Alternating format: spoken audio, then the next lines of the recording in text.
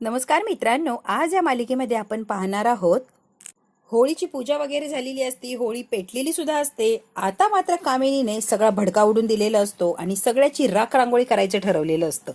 कमळीचं सत्य सगळ्यांच्या समोर आणायला लागलेली असते. राजन आणि कमळी दोघांनी मिळून अन्नपूर्णा आजीला फसवलं हे सांगायला लागलेली असते.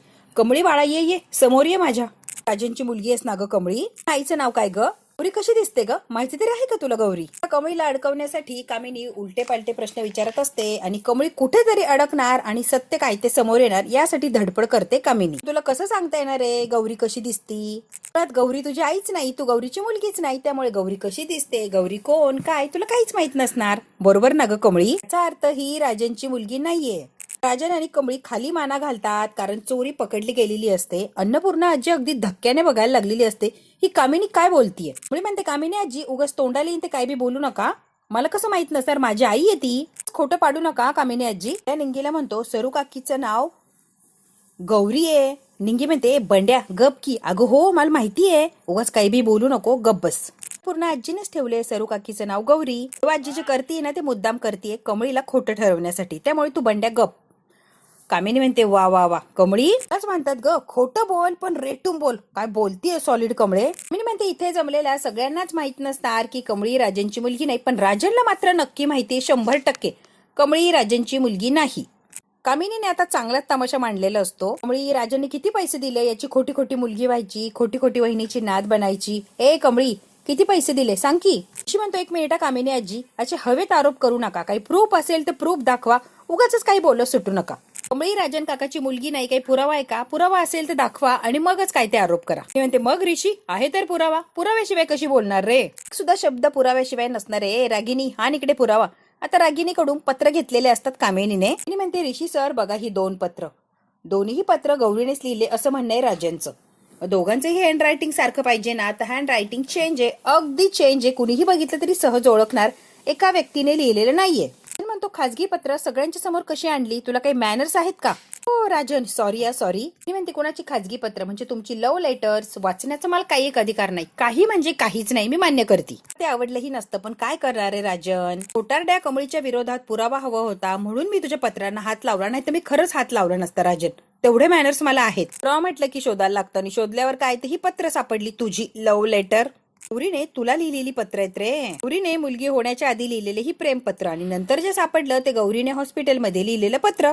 हॉस्पिटलमध्ये पत्रामध्ये असं लिहितंय गौरी की कमळी तुझी मुलगी, अगदी स्पष्ट लिहिलंय गौरीने राजनला. पुन्हा आजी म्हणतात, कामिनी तुला नक्की काय म्हणायचं? जरा स्पष्ट बोलतीस का? हे गोल गोल फिरणं आहे ना बंद कर, आता डोकं दुखायला लागलंय. ही नाटकं आहे ना बंद कर आणि मुद्द्याचं बोल. मी तुला ही पत्र बघून, हा पुरावा बघून नाही कळलं? ही पत्र एका माणसाने जरी लिहिली तरी हँड रायटिंग वेगळं आहे. म्हणजे कळतंय का तुला? म्हणजेच ही पत्र एका माणसाने लिहिली नाही, 2 व्यक्तींनी लिहिलेली ही 2 पत्र. राजन, तुला तर कळालंच, मला माहितीये तुला कळणारच. तुझ्या गौरीने मुलगी होण्याच्या आधी लिहिलेलं हे पत्र, याच्यावर तर हस्त अक्षर हॉस्पिटलमध्ये लिहिलेलं पत्र, या दोघांचं जे हँड रायटिंग आहे ते मॅच होत नाहीये. तर तू जराच बघ बाबा, कारण मला बघितलं तेव्हा वेगळंच वाटलं, पण तुला काय दिसतंय सांग? दोन्ही पत्रांवरची हँड रायटिंग मॅच होतात का राजन? सांग बरं. राजन आता घाबरलेले असतात आणि कामिनीकडे अगदी आश्चर्यचकित होऊन बघायला लागतात. या आत्याने काय हा राडा घातलाय सगळा, काय तिने तमाशा मांडलाय? आता इकडे गौरी घाबरलेली असते आणि अन्नपूर्णा आजीला टेन्शन आलेलं असतं की ही कामिनीचं नेमकी चाललंय तरी काय. सगळ्यात महत्वाचं ही 2 पत्र, यातलं एक पत्र गौरीने कोणतं तरी लिहिलेलं नाहीये, हे कोणीतरी मनानेच लिहिलंय. आता कोणतं मनाचं आहे हे तुमचं तुम्ही ठरवा, पण 2 पत्र गौरीने लिहिलेले नाहीयेत. ती पहिली पत्र आहे तिथं सिद्ध झाली गौरीनेच लिहिलीये, बरोबर. तिचं अक्षर नाहीये, तर पत्र कोणी लिहिलं? हिने, तुला कळतंय का याचा अर्थ काय होतोय? इतकी फोडून सांगण्याचा प्रयत्न करते कामिनी. एक शब्द 1000दा सांगितलेला असतो की दोन्ही पत्रातलं अक्षर वेगवेगळं आहे. सुरुवातीपासून शेवटपर्यंत कामिनीने एकच शब्द लावून धरलेला असतो की ही अक्षरं वेगवेगळी आहे, एका व्यक्तीने लिहिलेली नाहीये. अन्नपूर्णा आजीला आता हळूहळू धक्का बसायला लागलेला असतो की ही कामिनी काय सांगतीये. त्यांनाच धक्का बसतो की हे चाललंय तरी काय? हे पत्र गौरीने लिहिलेलं नाहीये, म्हणजे ही मुलगी राजनची मुलगी नाही, कमळी राजनची मुलगी नाही, म्हणजेच वहिनी ही तुझी नात नाही. ही खोटं बोलली, तुला फसवलं, तुझ्या भावनांशी खेळ केला हिने. कमळी 1 नंबरची खोटारडी आहे, हेच मला सांगायचं या पत्रातून. कळतंय का वहिनी तुला? म्हणते, यु नो व्हॉट, सगळं काही मी फाइंड आउट केलंय. मी माझ्यामुळे कमळीचं सत्य सगळ्यांच्या समोर आलंय आणि का सगळं क्रेडिट स्वतःला घेत असते. हे मी केलंय, मी. हे सिक्रेट होतं होळीवालं. बरोबर कमळीचं भांड फुटलं. आता बोला. निंगेला म्हटली होती सिक्रेट आहे, सिक्रेट आहे, आणि हेच ते सिक्रेट आता कसं फुटलंय कमळीचं भांड. आणि त्याला खूप असा आनंद झालेला असतो. हे फाइंड आउट केलं कॉलेजमध्ये गेल्यावर. तिचं ऍडमिशन फॉर्म बघितले, त्यातलं नाव तर वेगळंच होतं. गौरी हे नाव नाहीये. आईचं नाव सरोज आहे, सरोज. आईचं नाव तर लिहिलंच नाहीये. आई गौरी आहे, मग सरोज काय लिहिलंय आईचं नाव. हे सगळं काही मी फाइंड आउट केलं आणि ही कमळी खोटारडी आहे हे सुद्धा मीच आणलंय सगळ्यांच्या समोर. म्हणजे मी क्वीन आहे, क्वीन. सगळं क्रेडिट अनिका स्वतःला घेत असते. 100% कमळी राजनची मुलगी नाहीये, मला माहितीये. आता रागिणी सुद्धा बोलायला लागलेली असते. हे सगळं राजनने मुद्दाम केलंय, मला चांगलंच माहितीये. नो वॉट, राजनने या भिकारड्या पोरीला थोडे पैसे फेकले आणि मोठी मुलगी म्हणून आणलं इथे. आणि असे भिकारडे काय पैशांसाठी कुठेही काहीही काम करायला तयार असतात. त्यातली ही भिकारडी पैसे मिळाले की लगेच राजनची पोरगी म्हणून तयार झाली आणि काय तोऱ्यात वागायची. पण कसं आहे ना, सत्य एक दिवस ना एक दिवस समोर येतच आणि शेवटी ही राजनची मुलगी नाही हे सगळ्यांच्या समोर आलंच आहे. आणि कशासाठी, फक्त आणि फक्त महाजनांची प्रॉपर्टी माझ्या मुलगीला द्यायची नाही म्हणून सगळा हा घाट घातलाय राजनने या मुलीसोबत मिळून. कळालं सगळ्यांना. आम्हाला हेच सांगायचा प्रयत्न करायचा आहे, कमळी राजनची मुलगी नाही. सगळं काही राजनने कटकारस्थान रचले, फक्त त्याला प्रॉपर्टी द्यायची नाही आणि काला म्हणून. पूर्ण आजीच्या डोक्यावरनं सगळं चाललेलं असतं. हे नेमकी चाललंय तरी काय. कोणता बाप स्वतःच्या मुलीचा अधिकार तिला देण्यापासून नाही असं म्हणेल. पहिलाच बाप आहे राजन तू. आणि सख्या पोरीच्या बाबतीत असं का वागतोय ना राजन, मला आजपर्यंत कळालेलं नाहीये. रागिनी खूप चिडलेली असते आणि खूप काही राजनला बडबड करत असते. मी म्हणते अगदी बरोबर आहे, आज होळी आहे, अतिशय शुभ दिवस आहे आपल्यासाठी. त्यात जाणकारांनी बऱ्याच कथा, बऱ्याच गोष्टी सांगितल्या, हो की नाही. होळी म्हणजे काय, सत्याचा असत्यावर विजय. सगळ्यात महत्वाचा म्हणजे विजय. होळी या शब्दाचा अर्थ असतोय हे सत्य समोर आणण्यासाठी. होळीसारखा शुभ दिवस कोणता. बरोबर शुभ दिवस बघितला आणि कमळीचं भांड फुटलं. कमळीचं राजनचं सत्य सगळ्यांच्या समोर आलं. मी म्हणते वहिनी आता तरी पटलं ना, कमळी तुझी नात नाही, राजनची मुलगी नाही. राजन कमळी मिळून तुला फसवताय, तुझ्या भावनांचा खेळ मांडलाय. आता तरी विश्वास ठेव वहिनी. सगळ्या गोष्टीला कोण जबाबदार आहे, तुझा लाडका लेक राजन. तो बघ की तुझ्या विरुद्ध कसं कटकारस्थान करतोय आणि तुलाच फसवतोय. मला ही अपेक्षा नव्हती या राजनकडून. तुला फसवेल असं तर खरंच मला वाटलं नाही. पूर्ण आजी रडकुंडीला आलेले असतात. कमळी तुझ्या हातावर तीळ आहे ना, तीच तुझी जन्मखून आहे आणि त्यावरून कळतं की तू गौरीचीच मुलगी आहे, म्हणजे माझ्या राजनची. त्यांना तर माहितीच आहे ही कमळी राजनचीच मुलगी आहे. कामिनी म्हणते अगं वहिनी, तर तीळ असणं फक्त योगायोग आहे, निव्वळ योगायोग, सत्यता काहीच नाहीये. त्यावरच्या खुणांचं काय घेऊन बसलीयस तू वहिनी, त्यांचं काय एवढं प्रूफ घेऊन बसली वहिनी तू, भोळी आहेस वहिनी तू. आठवते ना गौरी, आठवते ना गौरी, सांग बरं वहिनी तू. अगं वहिनी विचार की या चोंबडीला गौरी कशी दिसते, हिची आई म्हणती ना ती, मग गौरीचं वर्णन करू दे की तिला. या चोंबडीला विचार, विचार वहिनी तू विचार, मी सांगतेय ना, विचार या चोंबडीला. राजाने खाली मान घातलेली असते, कमळीचं अगदी बधीर झालेली असते. आता उत्तर काय द्यायचं, अजून किती खोटं बोलायचं. अन्नपूर्णा आजी आता कमळीच्या समोर येऊन उभा राहिलेले असतात, कारण त्यांना जब्बर असा धक्का बसलेला आहे. ती म्हणते तुझी आई कशी दिसते सांग ग मुली, तुझी आई कशी दिसते सांग की, पटकन सांगा तुझी आई कोण आहे. गौरी आता मनातल्या मनात म्हणते या बाईनं जो डाव टाकायचा होता शेवटी टाकलाच आणि कमळीला सगळ्यांच्या समोर खोटी ठरवली. कमळीची काय अवस्था झाली आहे देवी आई. का म्हणते पाहिलं का पाहिलं, हे गावछाप तुला काय वाटलं ग, तू आम्हाला फसवशील, काहीच कळणार नाही असं वाटलं. गावछाप आम्हाला चीट केलंय ना तू, या चीटिंगची सजा काय माहिती का तुला. तुला आता जेलमध्ये जावं लागणार आहे खडी फोडायला, तिथे कर मग cheat cheat. Kamli is a cheater, Kamli is a cheater. God कुठची कामिनी मनातल्या मनात म्हणत असते. वा वा वा वा, कामिनी काय डाव टाकलाय. अरे तुला आहे ना झटका बसायला पाहिजे म्हातारे, पहिल्यासारखी तुझी लोळी पांगळी अवस्था झाली पाहिजे. आणि म्हणते झटका येऊन आत्ताच्या आत्ता मेली ना तर खूप बरं होणार, खूप बरं होईल ग बाई. मर ग मर, ए म्हातारे मर. अन्नपूर्णा आजीकडे चाललेली असते त्यांना समजूत सांगायला किंवा त्यांची समजूत काढायला, खरं काय ते सांगायला. अन्नपूर्णा आजी लांबूनच म्हणतात आजी म्हणून मला आवाज द्यायचा नाही, तुझा आणि माझा काही एक संबंध नाही. कामिनी म्हणते वहिनी आजपर्यंत आमच्याकडून चुका झाल्यावर तू काय काय शिक्षा केलीये, काय काय आम्हाला भोगायला लावलंय. आता सुद्धा एक न्याय सगळ्यांना झालाच पाहिजे. आम्हाला जशी शिक्षा भोगायला लावली त्याच प्रकारची शिक्षा या पोरीला द्यायची. तू त्या नातीच्या वाट्याला येणारी सगळी इस्टेट ढापायची होती या पोरीला. किती मोठा गुन्हा करायला चालली होती बाप रे. या पोरीने डाव रचला आणि सगळ्याचा सूत्रधार कोण वहिनी, तुझा लाडका लेख राजनने साथ दिली. बघ की घरचाच भेदी तुला फसवतोय वहिनी. राजांनी अगदी शरमेने मान खाली घातलेली असते, कारण कामिनीने खरंच लाजच आणलेली असते. मागचा पुढचा विचार केलेला नसतो आणि सगळ्यांच्या समोर राजनला खोटं ठरवलेलं असतं आणि वर तोंड करून त्याला म्हणते, बोल बोल राजन, बोल ना आता. तू मला सांग आता, तू काय शिक्षा करणार या पोरीला. अन्नपूर्णा आजी आता रडायला लागलेले असतात, परत त्या कोलमडलेल्या असतात. आत्ता कुठे सगळ्या संकटातून त्या स्वतःला सावरायला लागलेले असतात, आनंदाकडे वाटचाल करतात. पण नाही, कामिनीला आनंद बघवलेला नसतो आणि बरोबर त्यांच्या आनंदावर विरजण पाडलेलं असतं.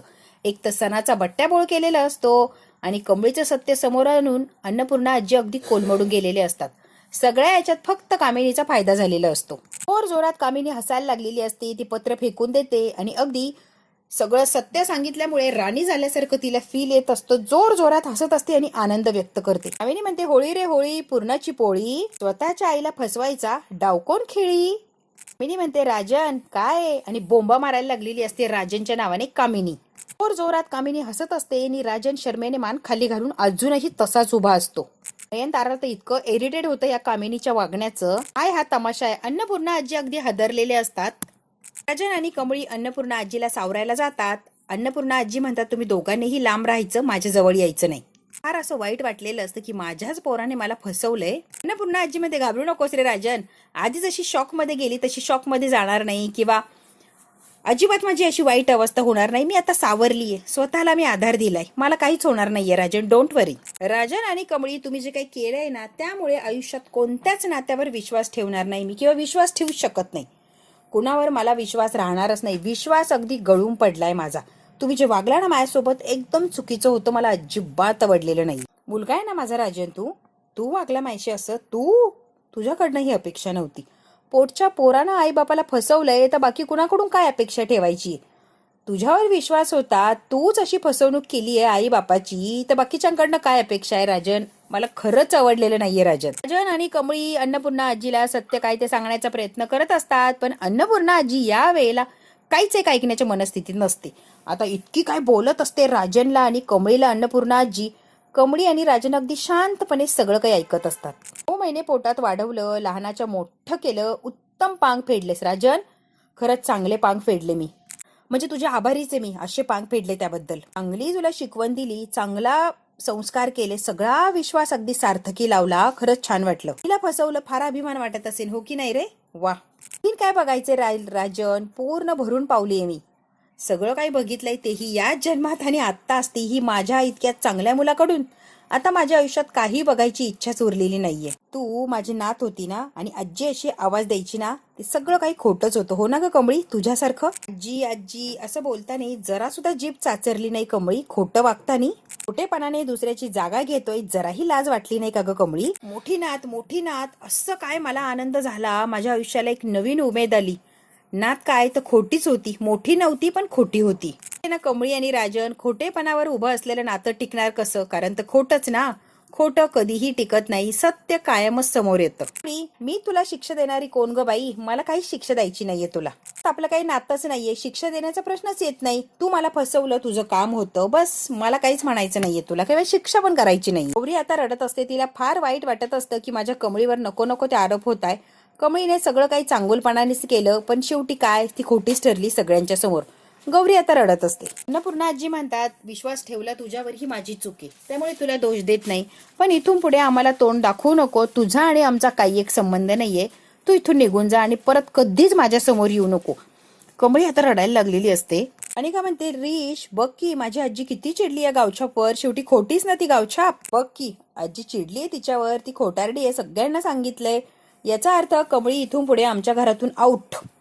तुला फार अभिमान, फार कौतुक, हो की नाही रे कमळी. कमळी कमळी आता कळालं का कशी चीटर आहे, कशी खोटारडी आहे ती, एक नंबरची. आता ठेव की कमळीवर विश्वास आणि कर की तिच्या मागे पुढे. कमळी कमळी त्याला चांगलाच बोलायचा चान्स मिळालेला असतो. अन्नपूर्णा आजी बाबांना म्हणतात, आपलं असं कोणीच नाही आणि सख्खत कोणीच नाहीये, सगळे फसवतात. हिला फार आनंद मिळालेला असतो असा तमाशा करून. अन्नपूर्णा म्हणते की होळीमध्ये प्रेमाची हक्काची नाती जळून खाक झाली, आता कोणीच नाही, आपणच एकमेकांना दोघे आहोत. बाबा आता कमळी आपली नात हे सांगण्याचा प्रयत्न करतात. अन्नपूर्णा आजी म्हणते, समजलंय, कमळी आपली नात नाहीये. आता सगळे पत्र गोळा करतो आणि पत्र वाचायला लागलेलं असतो, किंवा ते अक्षर बघतो, दोन्ही याच्यावरचं सेम आहे की अजून काहीतरी फसवणूक आहे. नयनतारा आणि ऋषी ते पत्र हातात घेतलेले असतात तरी बारीक अभ्यास करतात आणि नयनतारा ऋषीला म्हणते मला जे वाटतंय ते तुला वाटतंय का? ऋषी म्हणतो हो आई, एक्झॅक्टली तुला जे म्हणायचंय तेच मला म्हणायचंय. आणि म्हणते बघ ना दोन्ही पत्रांमध्ये काहीच साम्य नाहीये, दोन्ही अक्षरांमध्ये फरक नाहीये, सेमच आहे, एकाच हाताने लिहिलेली पत्र आहेत ती. तुमचा काहीतरी गैरसमज झालाय कामिनी आजी, तुम्ही नीट चेक करा, तुमच्याही लक्षात येईल. ऋषीने आणि नयनताराने सगळं काही कामिनीचा जे ड्रामा असतो तो खोडून पाडलेला असतो. दोन्ही अक्षरे एकच आहे, एकाच व्यक्तीने लिहिलेली, तुम्ही जरा बघा म्हणतो. अन्नपूर्णा आजीला पत्र बघा, दोघांची एकच अक्षर आहे, काहीच फरक नाहीये. कामिनी आजी म्हणताय ते खोटं आहे सगळं. श्री काकूंनीच लिहिलेली पत्र आहे, बघा तुम्ही, त्यांनी लिहिली म्हटल्यावर हे खोटं कसं असणार आहे? श्री काकू स्वतः म्हणताय की कमळी तुमची नात आहे, तर कमळी तुमची नात आहे अन्नपूर्णा आजी, तुम्ही विश्वास ठेवा. अन्नपूर्णा आजी म्हणतात हो खरंच की अक्षर ते एकच आहे, कुठे चेंज आहे? कामिनी खोटं बोलली. कामिनी म्हणते वहिनी मी 4-5 वेळेस अक्षर चेक केलंय, तू नीट बघा, काहीतरी तुमची गफलत होतीये, मी बरोबर चेक करून आली, बरोबर ते अक्षर वेगळंच होतं, मी खात्रीने सांगते. आणि आता कसं एक झालं? कामिनी अन्नपूर्णा आजीच्या अगदी जवळ येऊन उभा राहिलेली असते. अन्नपूर्णा आजी आता चिडलेले असतात, तूच ही पत्र पुरावा म्हणून आणली ना, आता तूच बघ नीट, मला नको बघायला लावू नीट कामिनी, तुझ्या डोळ्याने कामिनी फरक आहे बघ की. आता कामिनी बघायला लागलेली असते दोन्ही पत्र. कामिनी आता हे बघते आणि कामिनीचे डोळे मोठेचे मोठे झालेले असतात, कारण खरंच दोन्ही अक्षर एकच असतात. आता मात्र कामिनीची बोलती बंद झालेली असते. मित्रांनो आता कामिनी परत एकदा तोंडावर पडलेली असते. बघू आता कामिनी तोंडावर पडलीये, अन्नपूर्णा आजी काय शिक्षा देणार?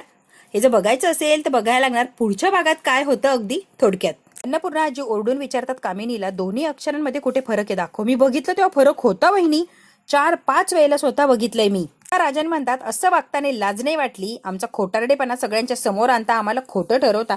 कामिनी, रागिनी आणि का खरंच लाज नाही वाटली तुम्हाला? अन्नपूर्णा आजी म्हणतात कामिनी आणि रागिनी, तुम्ही केलेली जी चूक आहे त्याची शिक्षा तुम्हाला मिळणारच. इकडे आता ऋषी, अन्नपूर्णा आजी आणि कमळी असतात. अरे ऋषी, तुम्ही जे रंग खेळताना त्याचा अंगाला त्रास होऊ नये म्हणून आधी तेल लावायचं आणि मग रंग खेळायचे, म्हणजे त्रास होत नाही केमिकलमुळे. ऋषी म्हणतो हो हो आजी. अन्नपूर्णा आजी ऋषीला तेल लावायला लागलेले असतात, तोपर्यंत लक्षात येतं की आजोबांची औषधं द्यायची आहेत. कमळी तू जरा लाव बरं ऋषीला तेल, तोपर्यंत मी आली. आता कमळी ऋषीला तेल लावायला लागलेली असते. ऋषी आणि कमळी एकमेकांकडे बघतात आणि आता लाजलेले असतात, कारण कमळी ऋषीला स्वतः तेल लावणार असते. बघू आता कमळी ऋषीला तेल लावणार आणि तेव्हा काय होणार? प्रेमाची चाहूल लागणार का? आणि ऋषी कमळीवर जे प्रेम करतोय ते एक्सेप्ट करणार आणि कमळीला रंगपंचमीच्या दिवशी सांगणार का, कमळी मी तुझ्यावर प्रेम करतो? हे जर बघायचं असेल मित्रांनो तर बघूया पुढचा भाग. हा भाग इथेच संपला. व्हिडिओ आवडल्यास लाईक, शेअर, सबस्क्राईब नक्की करा. धन्यवाद.